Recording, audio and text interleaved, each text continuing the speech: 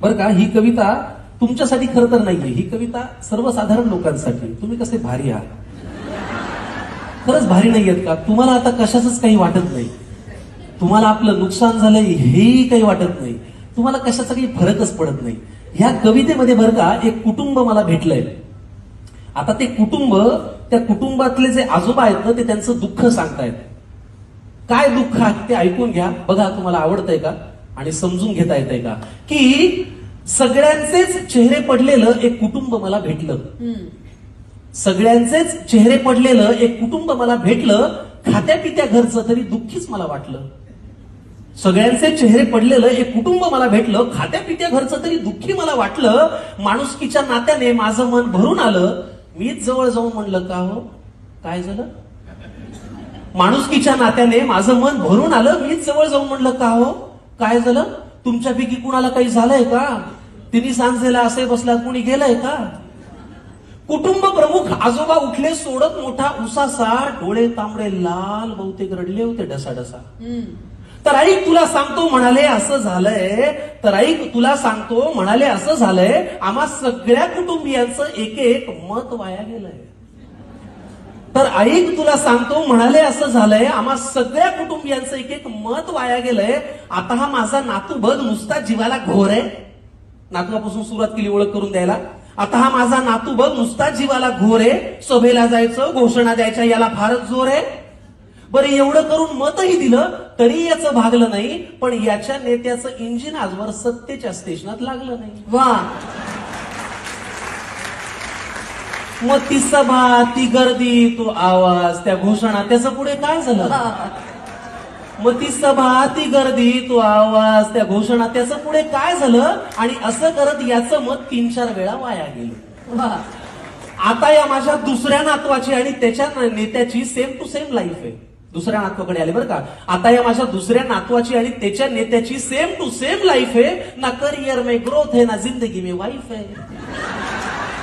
आता या माझ्या दुसऱ्या नातवाची आणि त्याच्या नेत्याची सेम टू सेम लाईफ आहे. ना करियर में ग्रोथ है ना जिंदगी में वाईफ आहे. अरे बाबा, वारशाने फक्त पैसा येतो, कर्तृत्व कुणी आणत नाही. अरे बाबा, वारशाने फक्त पैसा येतो, कर्तृत्व कुणी आणत नाही. भारतभर चालून तुझी पावलं जमली पण हात काही चालत नाही.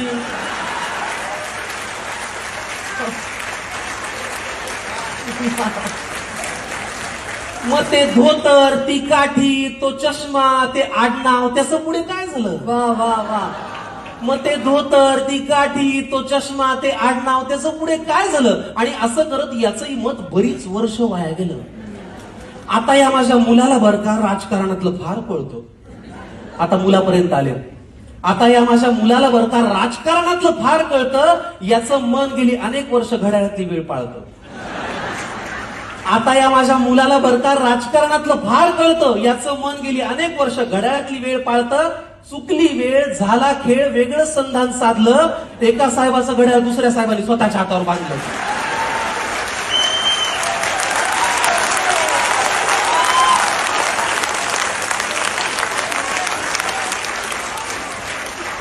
चुकली वेळ, झाला खेळ, वेगळं संधान साधलं.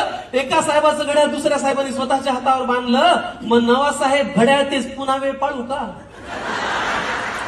नवा साहेब घड्याळ तेच पुन्हा वेळ पाळू का. का जुन्या साहेबासोबत राहून तुतारीतून आवाज काढू का.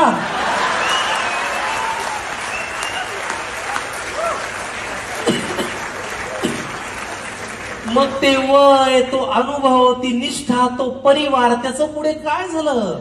असं करत या माझ्या मुलाचं मत मात्र वाया गेलं. आता ही माझी सून अस्मिता तशी धाडसीच म्हणायची. काय नाव काय. अस्मिता. सुनेपर्यंत आले आता. आता ही माझी सून अस्मिता तशी धाडसीच म्हणायची. जरा कोणी नडलं ना की घरातला बाण काढायची.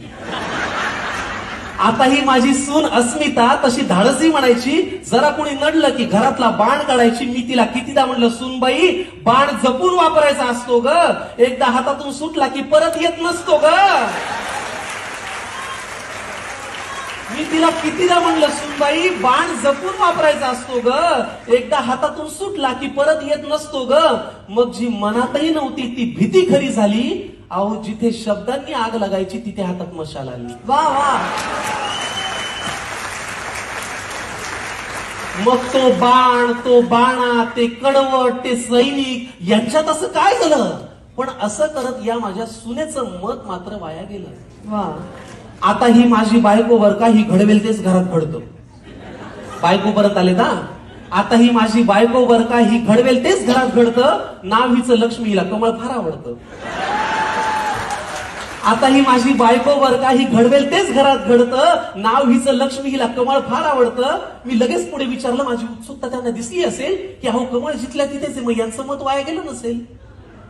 मी लगेच पुढे विचारलं, माझी उत्सुकता त्यांना दिसली असेल, अहो कमळ जिथल्या तिथेच आहे, मग यांचं मत वाया गेलं नसेल. आजोबा म्हणाले, ती दुःखात नाहीये तशी, पण तिच्या मनात तळमळ आहे, कारण ज्यांच्या विरोधात मत दिलं त्यांच्याच हातात आता कमळ आहे.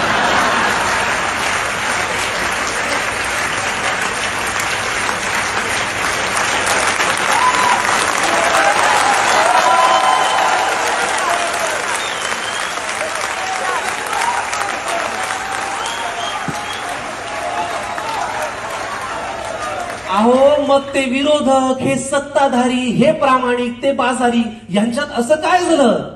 पण असं करत या माझ्या बायकोचं आता वाटतंय मत मात्र वाया गेलं. त्यामुळे पुढाऱ्यांनो, तुम्ही कितीही पक्ष बदलून म्हणालात की हाच माझा पक्ष आहे, तरी एक गोष्ट लक्षात ठेवा की आमचं तुमच्याकडे लक्ष आहे. तुम्ही कितीही पक्ष बदलून म्हणालात की हाच माझा पक्ष आहे, तरी एक गोष्ट लक्षात ठेवा की आमचं तुमच्याकडे लक्ष आहे. त्यामुळे इथून पुढे तरी दिलेल्या मताची किंमत जरा तरी ठेवा. इथून पुढे तरी दिलेल्या एका एका मताची किंमत जरा तरी ठेवा आणि मतदारांना मतदार करा आणि लोकशाही जिवंत ठेवा.